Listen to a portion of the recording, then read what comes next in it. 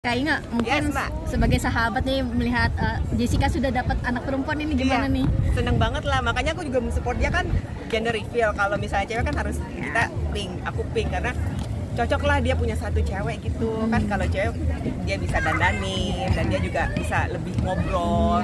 Jadi saingannya Jess juga pasti cantik banget. Tapi melihat perubahan nggak sih mungkin dari auranya sendiri Oh kalau iya, dia cakep banget, dia glowing banget. Dari kemarin aku bilang Jess tuh hamil, cakep loh, glowing banget kelihatan. Tapi kakak udah feeling hamilnya perempuan dapetnya atau gimana kak? Pas ketemu Jess, kalau sebelumnya kan belum lihat nih dia gimana. Karena kata orang kan kalau misalnya anaknya cewek, mamanya lebih cantik, lebih glowing gitu. Kayak gitu deh.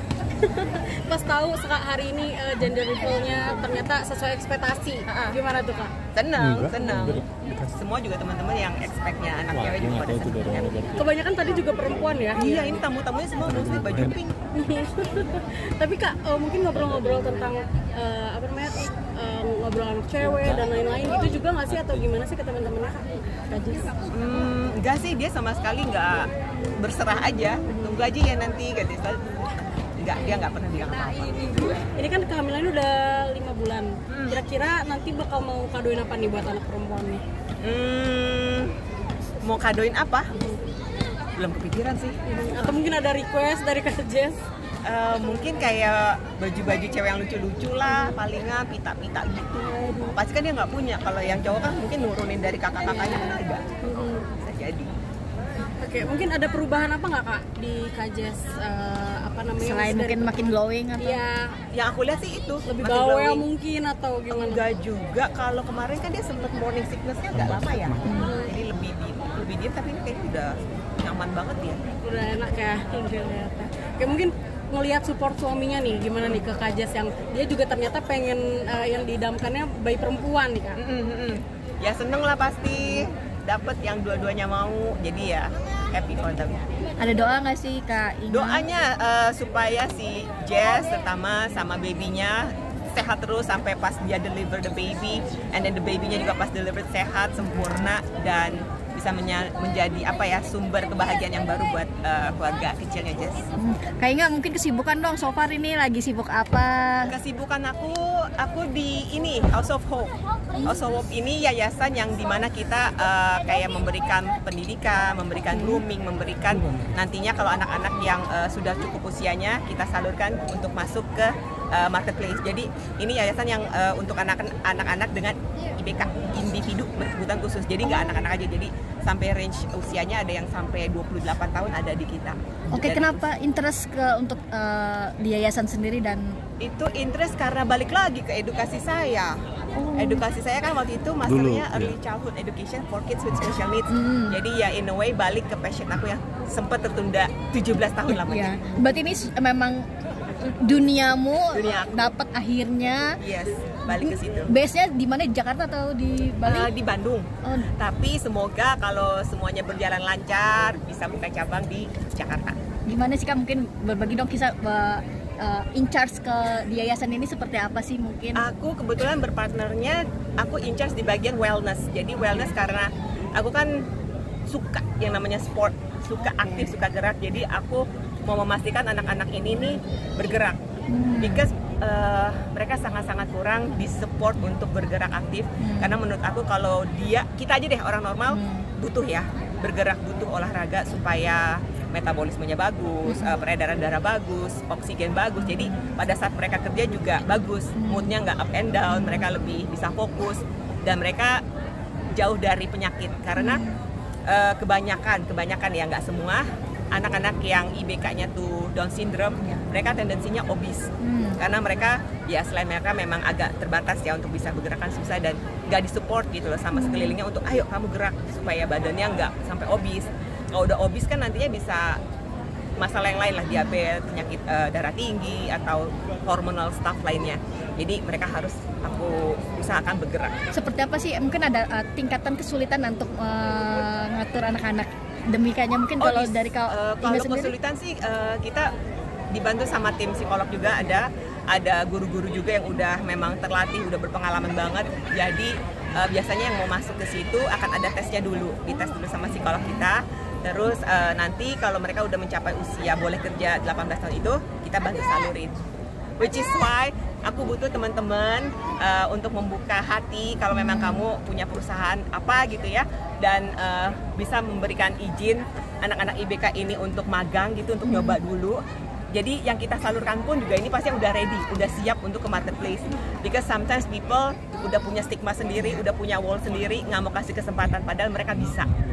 Jadi kalau memang kalian mau membiarkan mereka mencoba magang aja dulu, please contact me, contact us di House of Hope.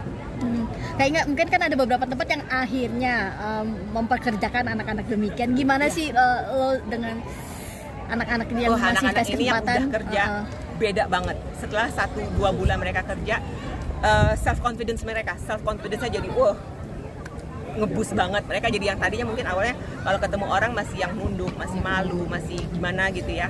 Pas udah bekerja, mereka tahu mereka bisa earn their own money, mereka ketemu sama orang-orang normal, udah bisa bergaul, dikasih kepercayaan mereka, jadi kalau jalan udah bisa negor, udah mau nyapa duluan, jadi it's really good. Kayak salah satu killing time juga nggak sih, artinya ketemu banyak anak-anak, terus mungkin di tengah kesibukan nge-gym juga nih salah satu killing time juga sih. Di tengah kesendirian. Aku memang di situ, kerja di situ, aku bagian in charge di wellness programnya gitu, jadi nggak killing time, memang itu passion. Salah satu memang. Iya, jadi aku bolak-balik ke Bandung and then help with the Hopecast. Jadi kita punya podcast tapi namanya Hopecast. Di mana di situ banyak narasumbernya yang memang mungkin parents atau educator atau orang-orang yang memang bergerak atau pernah bantu di bidang special needs.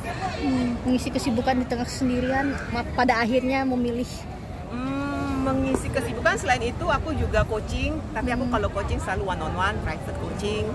Selain itu paling baking, terus ya sama anak-anak during weekend gitu. Jadi waktunya cepet aja lewat terus berlalu. Ini gimana untuk anak-anak sendiri? Artinya kan quality time, apalagi dirimu bilang bolak-balik ke Jakarta Bandung. Dengan anak-anak sendiri seperti apa? Mungkin ngasih pengertian mamanya ini harus kerja bolak-balik Jakarta Bandung.